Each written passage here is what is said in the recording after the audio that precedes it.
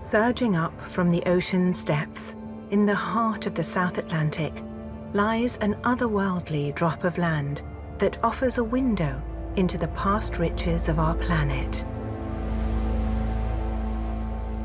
Located 2,000 kilometers from the nearest landmass, midway between Africa and South America, the volcanic island of St. Helena is unique, not only for its extreme isolation, but also for the diversity of its exceptional flora and fauna.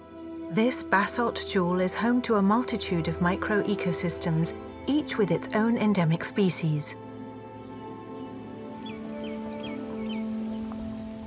But the discovery of the island by Europeans in the 16th century resulted in the systematic exploitation of resources and introduction of alien species, destabilizing its fragile balance. Yet today, the people of St. Helena have come together to save their natural heritage and achieve what many would consider impossible.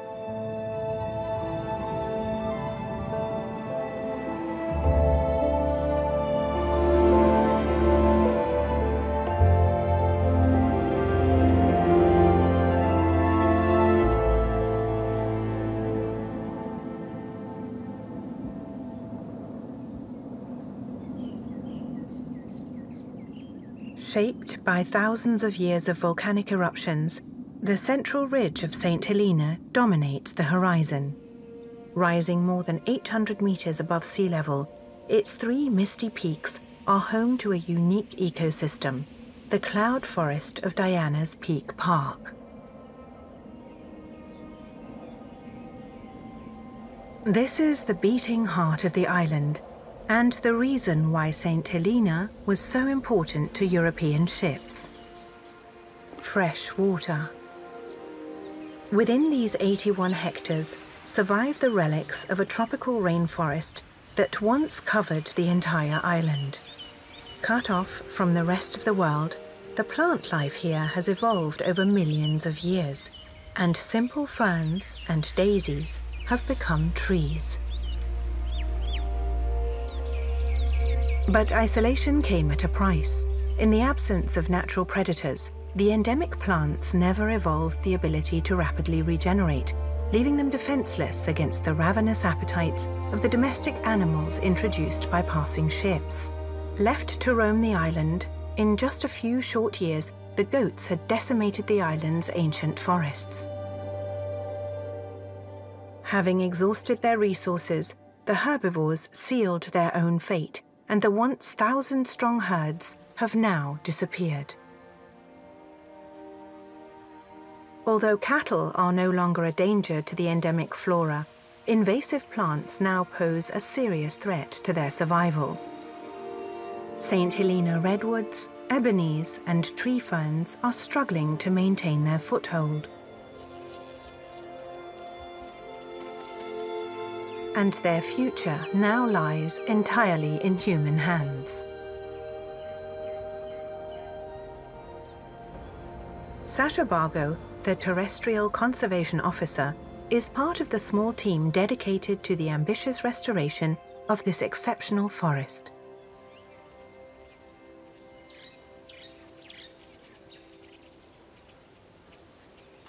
Diana's Peak Park is very unique because it holds quite a high proportion of endemic vegetation and invertebrates.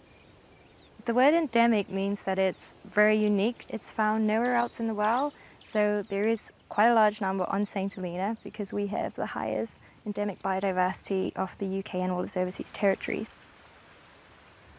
The endemic plants, they are really good at intercepting mists, so the island doesn't receive a high proportion of rainfall, but we do get quite a lot of cloud cover coming over this high central ridge. So they actually have their leaves adapted to intercept the mist, and then they filter this water down into the peaty soils, and then they trickle out to the catchment areas, and that's where we collect our drinking water. The park's endemic vegetation provides more than a third of the island's drinking water, making the team's conservation work essential to the local inhabitants. And it all starts here at the foot of Diana's Peak. Our propagation in the nursery starts from seed. So we go out into the wild and we collect seeds from the last remaining individuals. And then from there, we would clean the seed, sort it, then we would plant them. We wait for them to germinate. There's a few stages of potting out until we can actually produce a plant that is very strong and durable and ready for planting back into our sites.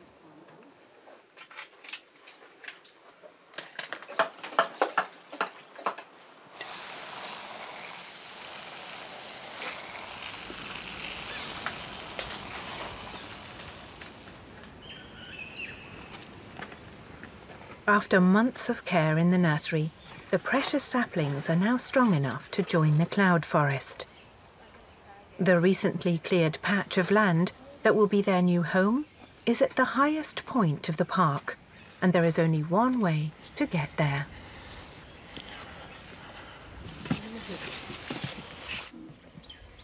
He told me he's going crazy, like just throwing himself about, throwing himself on the ground and stuff. What, for cricket? For cricket, yeah. What? How do you use that now?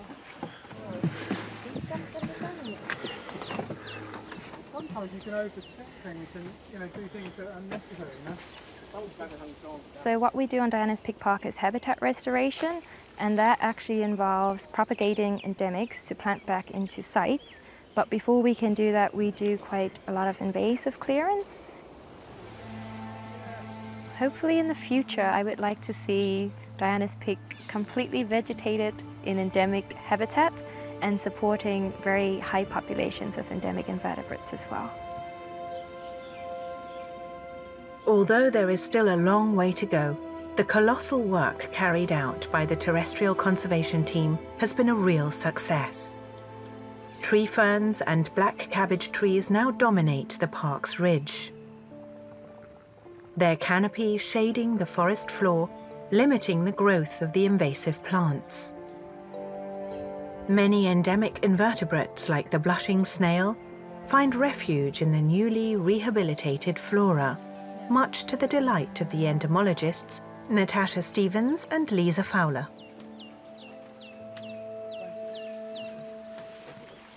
Helena was quite lucky in research on our invertebrates because there has been expeditions going back right from like the 1800s. Even Charles Darwin himself came here at one point, documenting a lot of our invertebrates, from spiders to beetles to true bugs, so a wide range of it.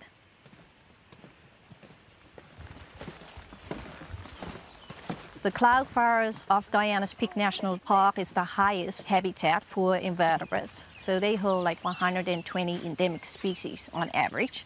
So it's very unique here.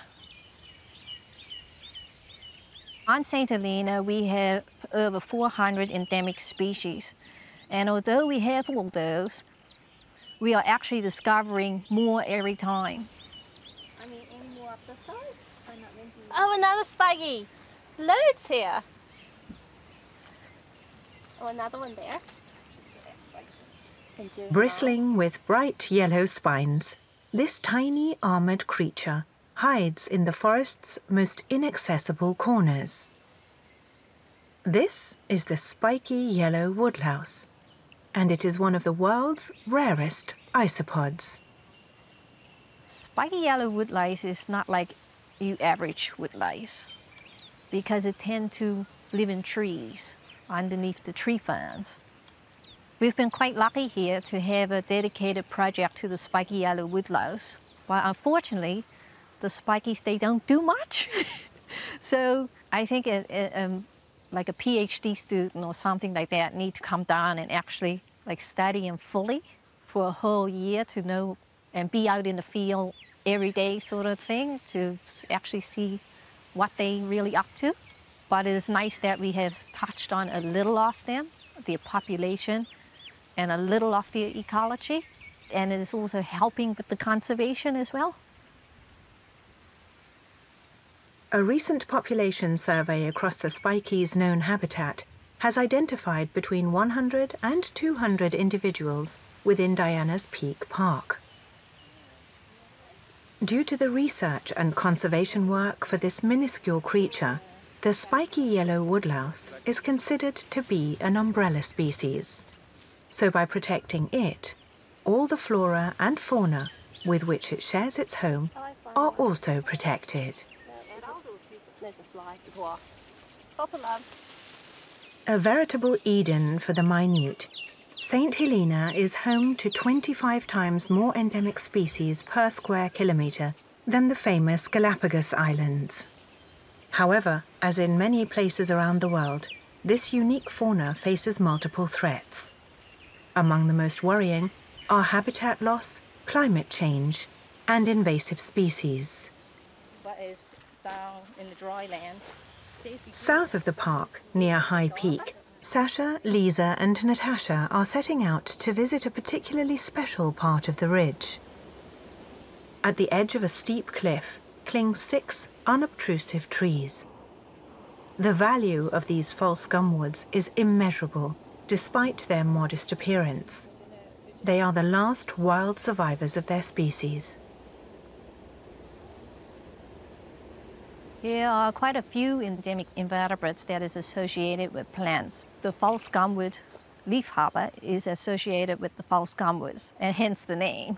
It is unique, and it is very sad at the same time that its habitat has declined to about 6 trees still left in the wild. And if these trees go, the leafhoppers will go. See it? Like it sprout off. On 2 of the 6 trees, the entomologists have made a disturbing discovery. Some of the leafhoppers appear to be covered in a strange whitish film. They have been infected by a fungus that has devoured them from the inside out. Invertebrates play a vital role in any ecosystem throughout the world. They help with decomposing plant matter, all dead things really, and recycle it back into the earth. As long as the restoration of the habitats keep going, then it will be safeguarding our invertebrates. So all that work, all the effort that everyone is putting into conservation, it will help in the long term, and it still needs to continue way after I go.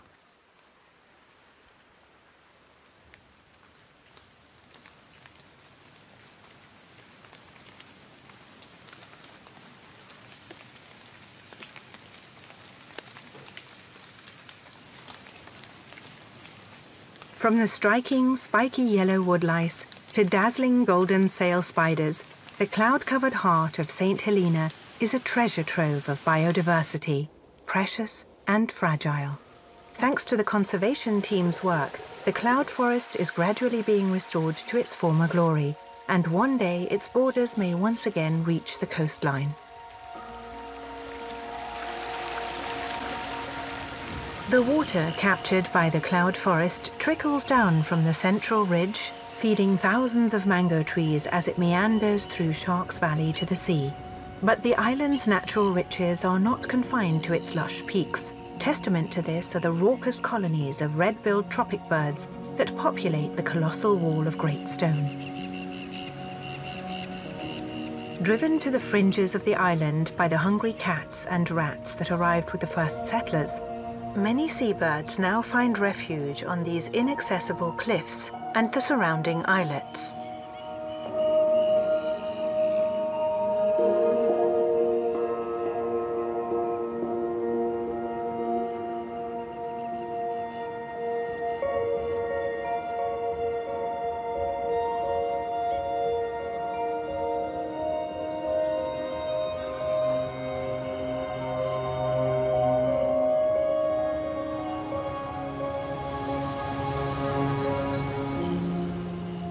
Yet recently, many of the once threatened populations have begun to show signs of recovery, and some species, like the tropic birds and white fairy terns, have become particularly fond of the rocky slopes that surround the island's capital, Jamestown.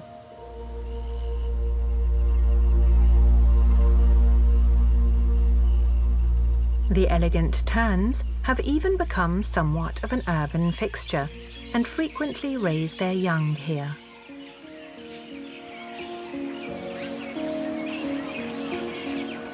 For the next 2 months, the young chick will need his parents' full attention as they take turns to feed him.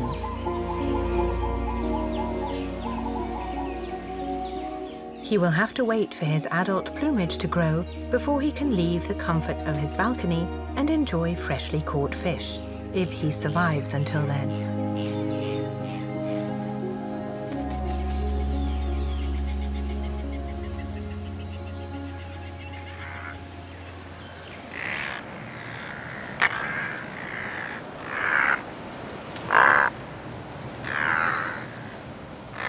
A short distance from the city lies a small islet reserve that is home to some curious cannoneers.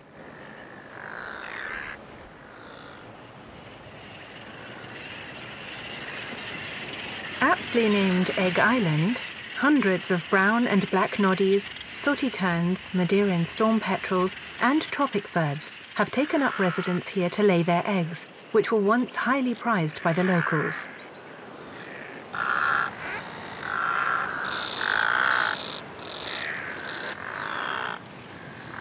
Today, the clamorous islet, bleached white by centuries of bird droppings, is a true sanctuary. Sooty terns and brown noddies nest side by side, and in order to avoid competition for food, the two species have separate foraging grounds and hunt different species. But this understanding does nothing to prevent the incessant quarrelling at home, and each parent ferociously defends their offspring's living space.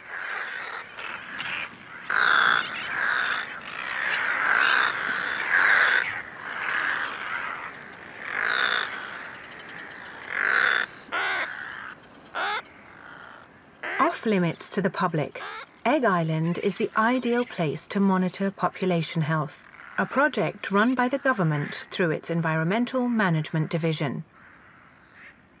Leanne Henry, a marine conservation officer, manages this vital work.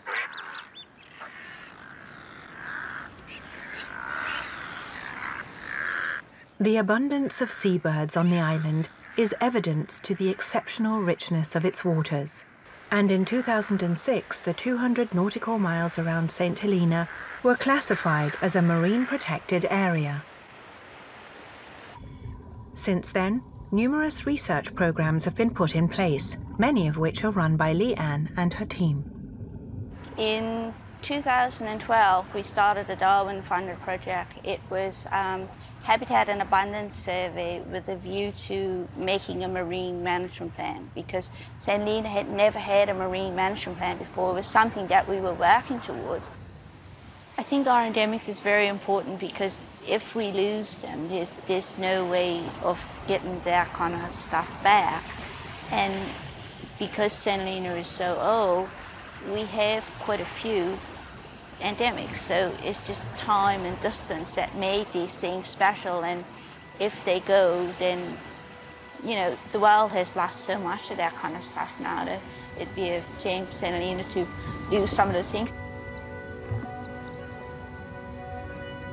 When most people look at the sea, it's just blue, but it's the things that happen under the water, the things that you can't see, that makes all the difference.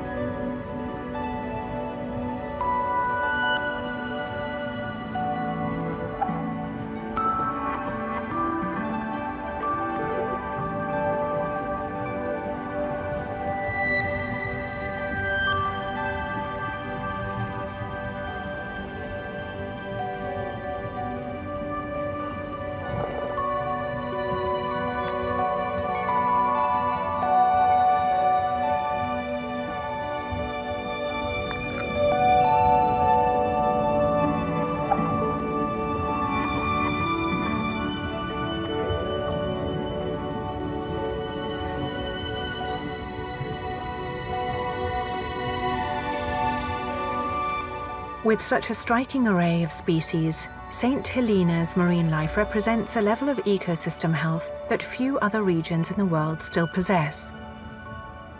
From underwater caves to great spurs of ancient lava, life flourishes here as it has done for centuries.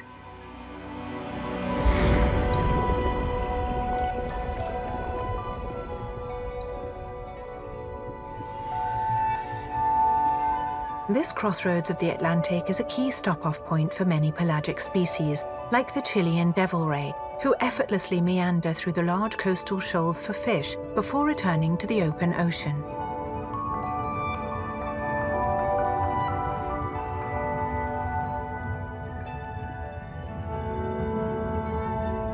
Every year, new species are discovered, and the ongoing scientific research is helping us to understand how to better protect them.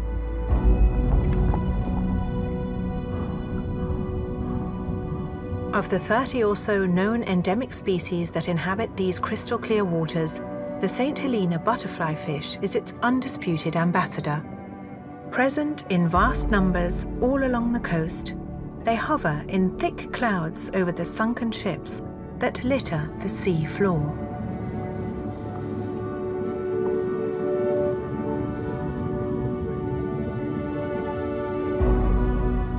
Scrawled filefish, damselfish, and St. Helena white sea bream, black bar soldierfish, and trumpetfish all take advantage of the haven offered by these steel carcasses. The butterfly fish play a major role in the coastal ecosystem of St. Helena, and every year a sudden and spectacular phenomenon takes over the coast.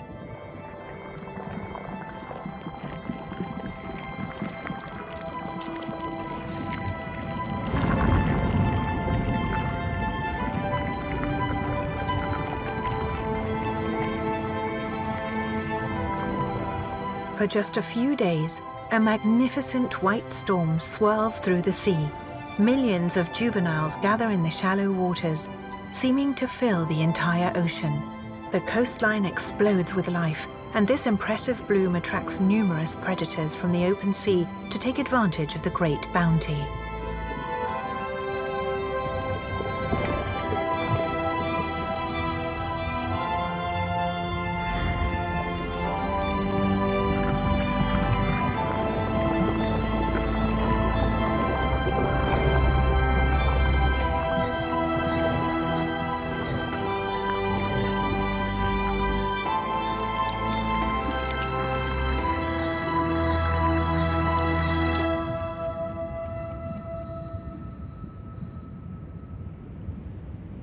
A true oasis of life in the vastness of the Atlantic, St. Helena is far from having revealed all its secrets.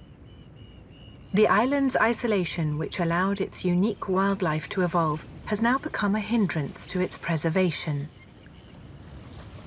Far from laboratories and universities, the conservationists often lack the human and financial resources needed to carry out their research. Yet, despite these difficulties, they tirelessly push on, sometimes even late into the night.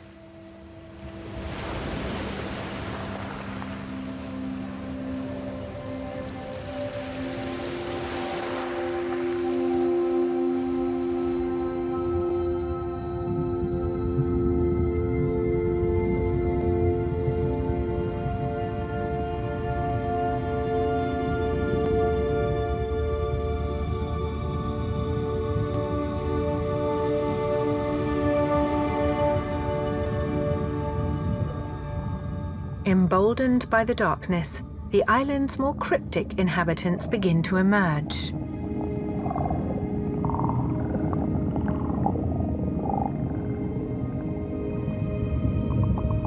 Amongst the bearded fireworms and fang-toothed moray eels, large armored arthropods begin their day. Brown spiny and red slipper lobsters, the latter endemic to St. Helena, take advantage of the dark to move around in safety.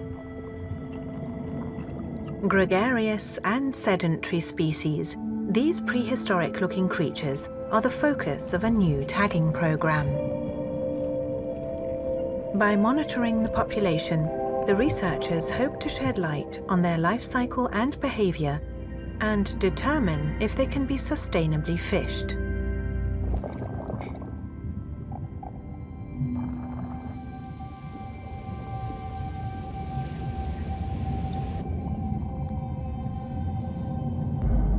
With only the narrow beam of their torches, each lobster is caught by hand and given a tag which will identify it if it is recaptured.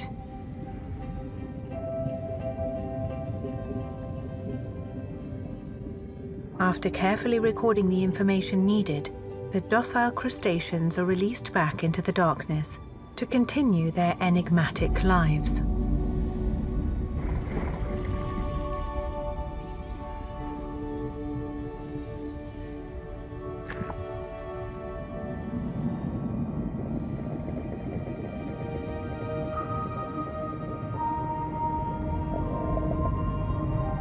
Anticipating a dramatic increase in tourism, the island is in a race to obtain baseline information on its natural resources to understand how much can be taken without compromising the population's health, if this is still possible.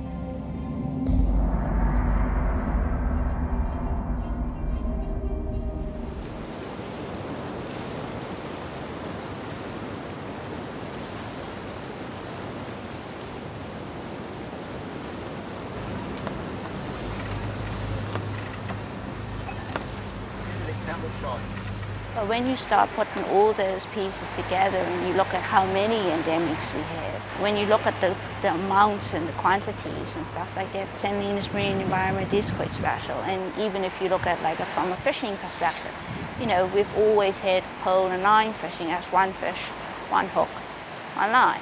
So things like that, if you put all that together, then yes, it does make the marine protected area special.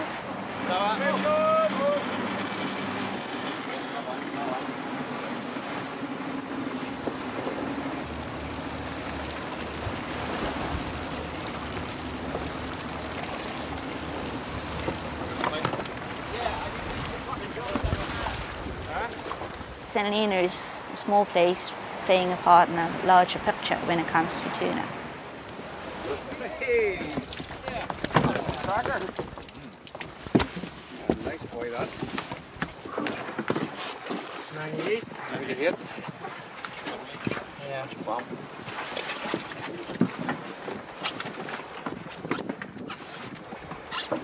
For 4 years, maybe 5 now, we've been doing work to mostly gather length weights of the fish that's been landed. We've been doing some tagging work. So we've been tagging the smaller fish, you release them and off they go and they do the tuna thing, they feed, they grow. And then when you fishermen start to catch those tuna, then you start to get information back on how they move around the island. So the fishermen on St. Helena now, they will have more information on what they should or should not catch in order to make their stock more sustainable, in order to make sure that they can keep catching fish into the future.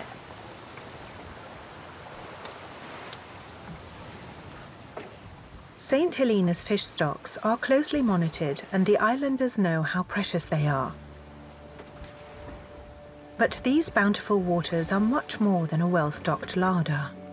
They are of global importance in the field of marine biology and perhaps hold the key to unlocking the mysteries of the world's largest fish, the whale shark.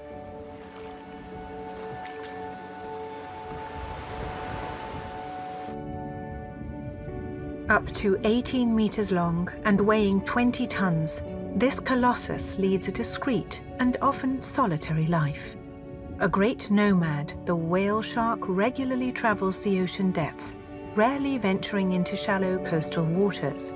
This makes it a particularly difficult animal to study, despite its imposing size, and much about its life is still unknown.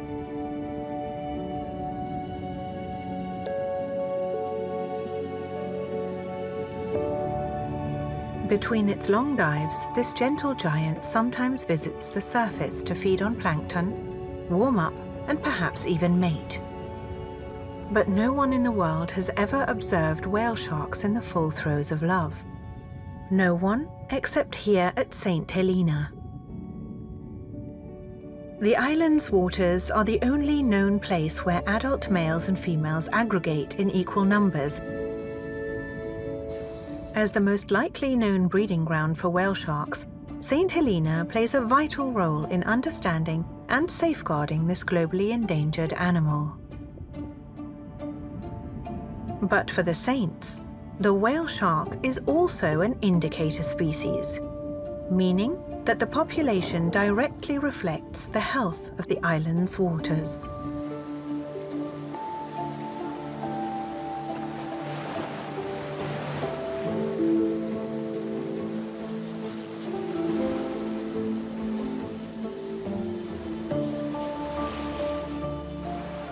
Well known by the locals for their acrobatics, the friendly pantropical spotted dolphins are not the only species that can be found diving among the waves.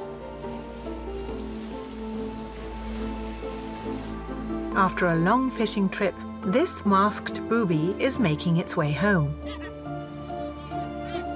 This charismatic species has settled on the rocky ledges of Sandy Bay to mate and raise their offspring.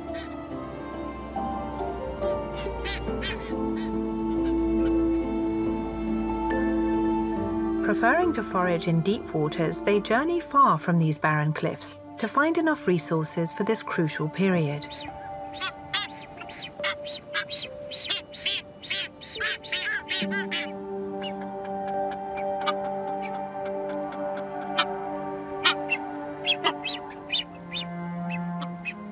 Every 6 hours, the parents take turns to fish and look after their chick until it is old enough to be independent. Although the parents raise only one infant, the female generally lays 2 eggs. In order to strengthen its chances of survival, as soon as the eldest chick is strong enough, it pushes its sibling out of the nest. The parents then fail to recognize the ousted youngster as their own, and it is left to starve. Yet, despite all efforts to survive, some appetites seem insatiable.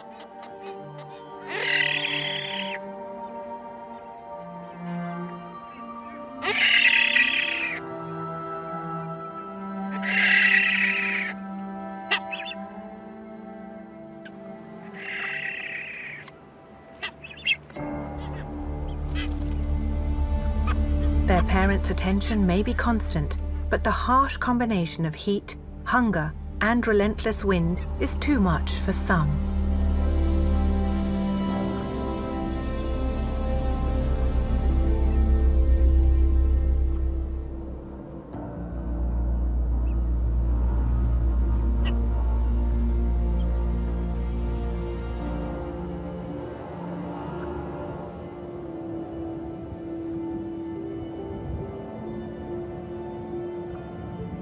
The masked boobies only returned to St. Helena's shores a few years ago. Once present in large numbers across the island, it too suffered with the arrival of the first settlers in the 17th century. A disastrous cocktail of hunting, habitat modification, and intensive predation by rats and cats quickly led to the decline of the island's entire bird population. And almost all of St. Helena's endemic bird species are now extinct. Almost all. Despite its apparent fragility, a resourceful survivor has surprisingly benefited from the island's deforestation. The lyrebird, a plover found only on St. Helena, is particularly fond of the wind-swept grasslands and semi-desert plains. Yet, in spite of its adaptability, this little bird was once on the verge of extinction. Dennis Leo, a member of the St. Helena National Trust, manages the conservation project dedicated to this plover that is the island's emblem. The first lyrebird nest, and I was hooked. The first lyrebird nest I saw. Well, actually, the first thing I saw was a chick. And I was so excited that I saw this chick, like this was the biggest discovery ever, But from there on, I was hooked with that bird. That was it. A lyrebird is a little plover, about 20 centimeters. He's got a gray coat with a black moss and a white underbody. And he's quite distinctive with his long, wiry legs. But he just loves running on the ground. He's like the Usain Bolt of birds. He's, boom, he's gone, It's more so if he takes you away from the nest and then he's running back to it, he's on the move. He's like Bolt. He's faster than Bolt,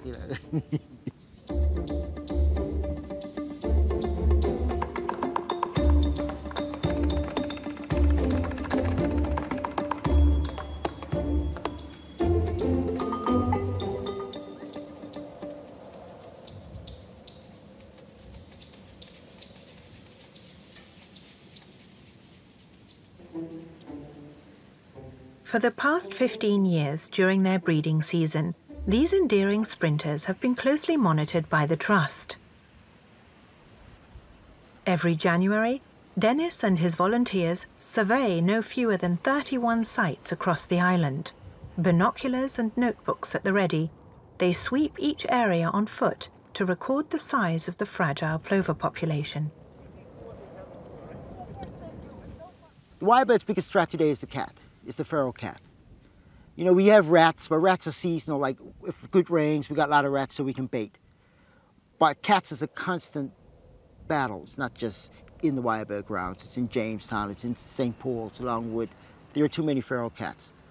And we need to tackle it as an island problem, not just as a wirebird problem.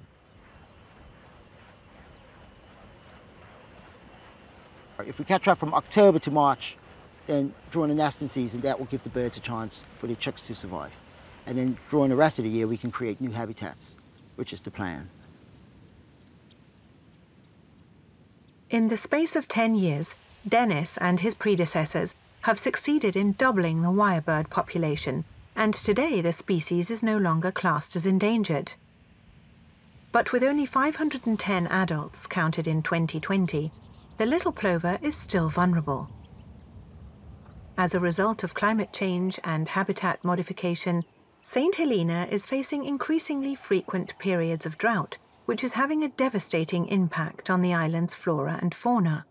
Now more than ever, support is needed to save this unique bird. But the little insectivore has not had its last word, and recently it has taken up residence in a very special place. On the northeast side of the island, the arid land still bears the scars left by colonial axes.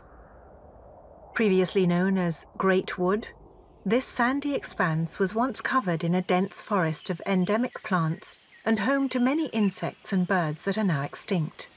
It took only a few decades for the newly settled humans to pillage this green paradise down to the last stump. And the fertile soil of Great Wood exposed to the elements was swept away by the trade winds. But in 2000, the people of St. Helena launched an ambitious project to reforest the area. Every member of the community took part in the planting of 3,000 trees, the number of which has now more than tripled. The Millennium Forest was born. Among the gum woods and dwarf ebonies, a dozen other endemic species classified as endangered are growing in the nursery under the green fingers of Martina Peters and her small team. Between them, they have the monumental task of caring for all 250 hectares of this young forest. This new habitat is encouraging the return of many insects and invertebrates, much to the delight of the wirebirds. The Millennium Forest is a titanic project that will span across generations, but neither the harsh winds nor the arid soil seem to be able to bend the saints' determination. And seed by seed, their perseverance brings them closer to the green Eden that was Great Wood.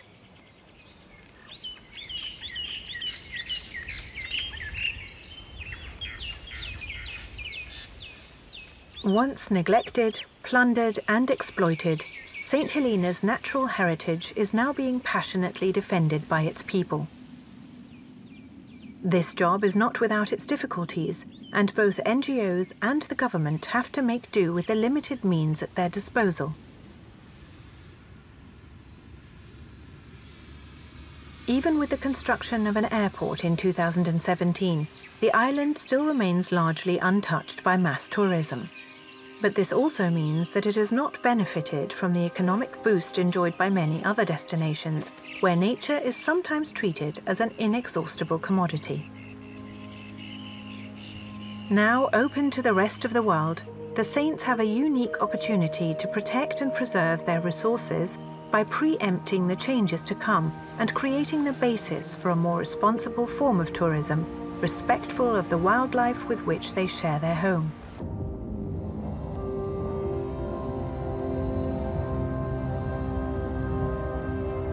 This basalt jewel, with its hidden riches, is the pride of its people, who understand the importance of safeguarding its priceless beauty for generations to come, to make St. Helena a true bastion of biodiversity.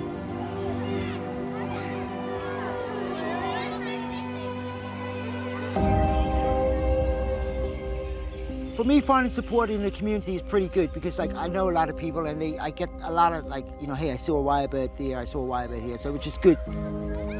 I think there's a gradual increase in awareness of conservation on St. Helena.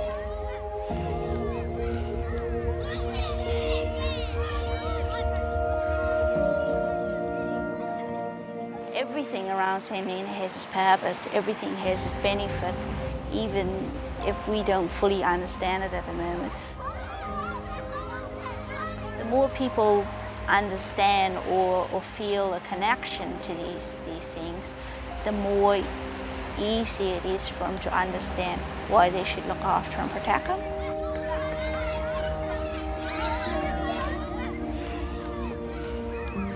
Now it is up to us as conservationists to try to protect what we already have here now and expand the habitats for this unique life to go on for the future and for future generations.